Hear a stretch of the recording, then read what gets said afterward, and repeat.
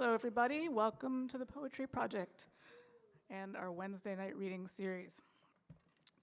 Tonight, we are, of course, featuring Douglas Crase and Michael Lally. I'm super thrilled to be hosting this reading. As usual, we have some guest introducers tonight. Tonight, Todd Colby will be introducing Douglas Crase. Please welcome Todd.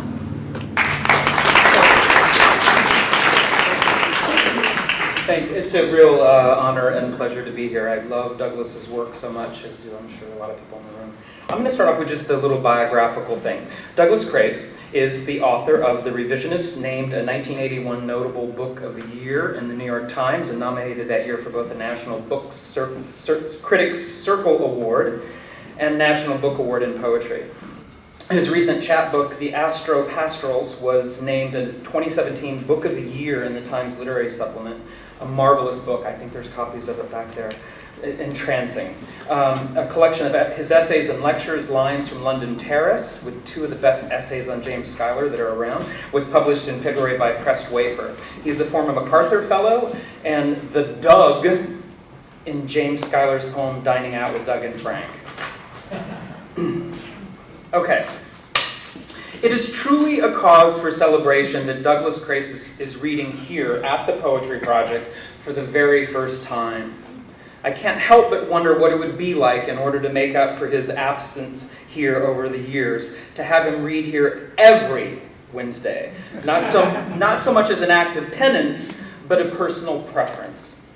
Years ago, when I read Douglas's first book, The Revisionist, for the first time in the basement of Books and Company next to the old Whitney Museum, I knew I was reading some of the most beautiful long lines of poetry of our time. It's precisely his breath that moved me then and moves me now.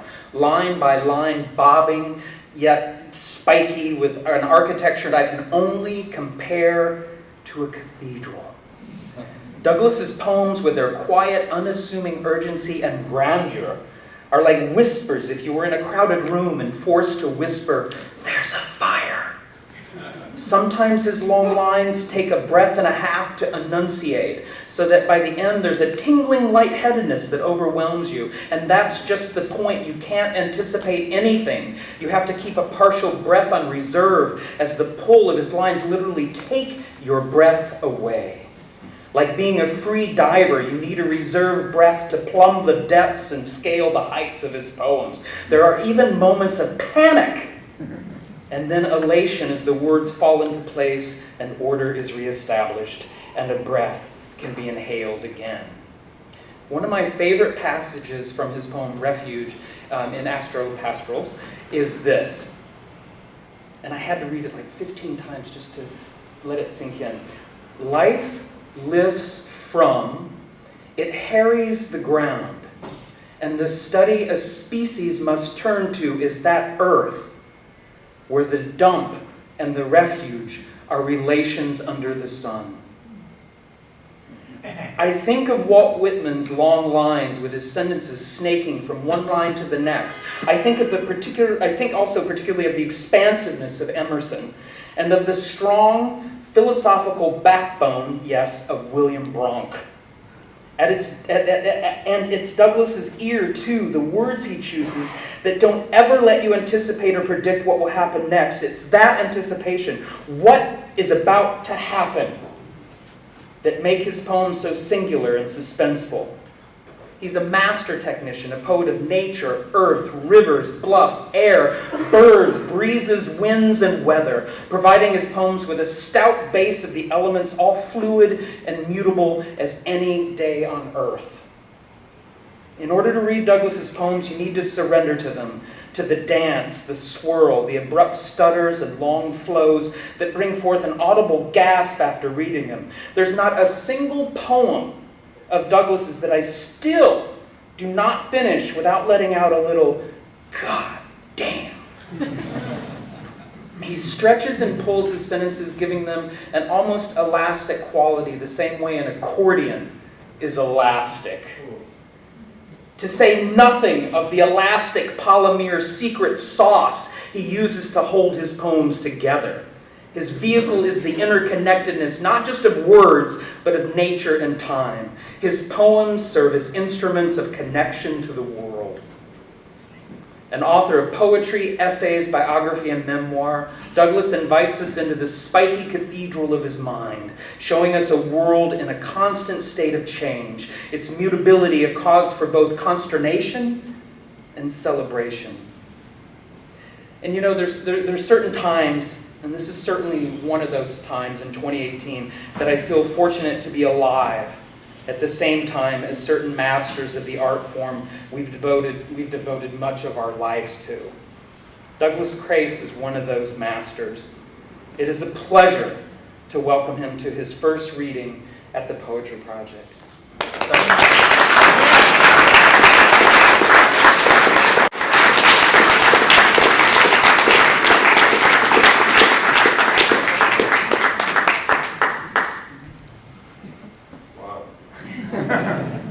He's right about the panic part. Where are you, Todd? Thank you. You also scooped me. I was going to start out by saying, you know, this was my first reading here at St. Lawrence. It's true. It is the first time ever I've read here. And God, it's lovely to see you all. I'm grateful to be here. Stacy, where are you? Thank you. Raise the mic a little. Do what to the mic? Raise it. Get it closer to your mouth. Get it closer to the mouth. You see, I have not been here very often.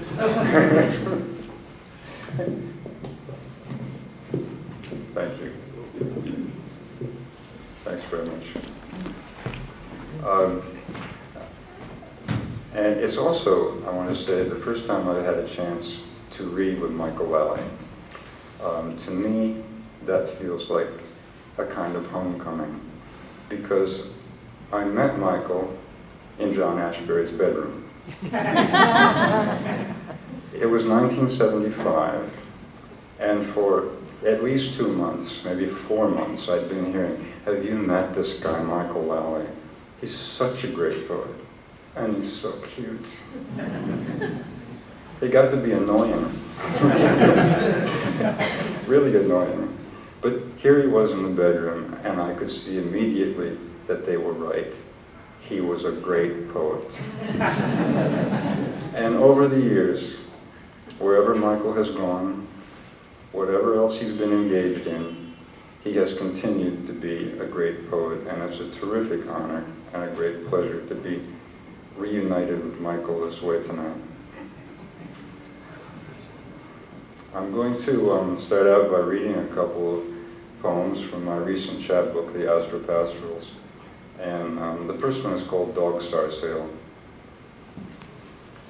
Dog Star Sail.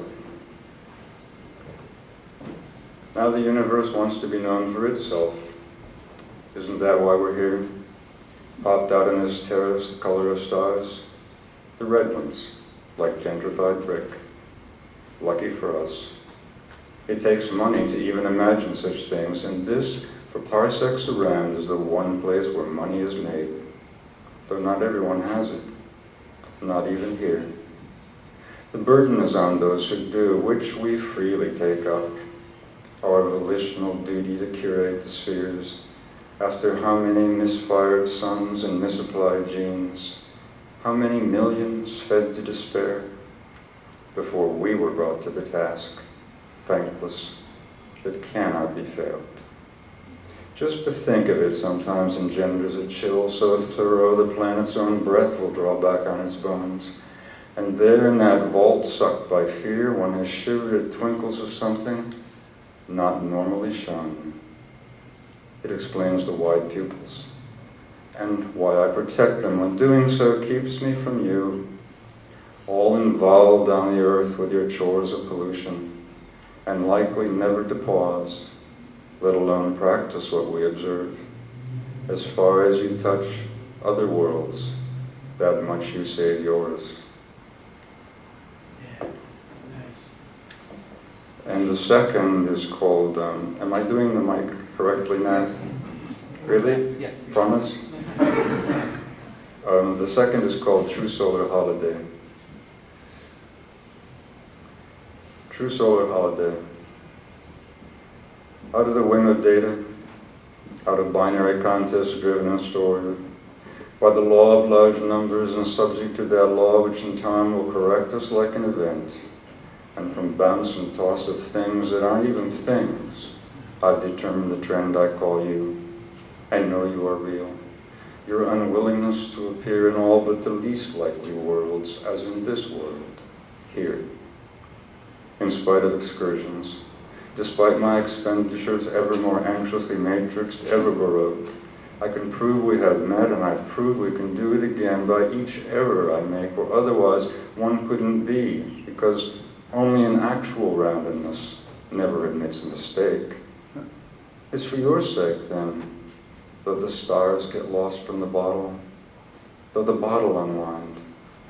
If I linger around in the wrong, ringing up details, pixel by bit, in hopes of you not as integer, but at least as the sum of all my near misses, divisible, once there is time, to an average that poses you perfectly, like a surprise, unaccidentally credible, perfectly like a surprise.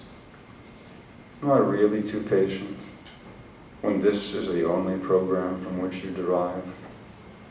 Not if you knew how beautiful you will be, how important it is your discovery dawn on me, how as long as I keep my attention trained, then finally the days will bow every morning in your direction as they do to the sun, that hosannas upon that horizon of which I am witness, and not the one farther on, set to let me elect you as though there were no other choice. Choice made like temperature, trend I can actually feel. Yeah.